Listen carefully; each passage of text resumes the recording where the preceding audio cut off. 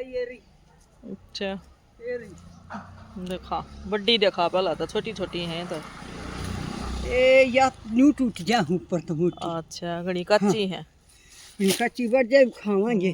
हाँ मूलियाँ का मजा लेगी हैं हाँ लो तू भी खा ले। स्वाद बहुत लगा यार ताजी ताजी पाड़ी उड़। हाँ ये गेहूं बो रखे हैं इनमें खवात बहुत कर रखी है बीज गिर रखा है मूल्य कत हाँ घर ते नहीं बोए के ना घर तक कोई ना बोई पर हम्म बढ़िया बीज नहीं छोटी बाल आ रही है गेहूं में। अच्छा हाँ घर पानी तक हटा बोया करती जब ताछे होया करते घराली बाल घराला गेहूं बढ़िया था मोटी मोटी बाल आवे थी री में है छोटी।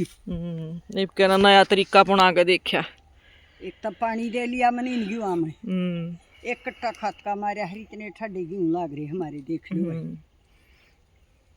आज का तो सही हो अजड़ में स्कूल है और यो लीशा का स्कूल है इब तो कर ली लीशा ने 12वीं पूरी इब तो कोर्स करे है लीशा ये एक खाकर देखा छोल भी दी खा लो भाई मूली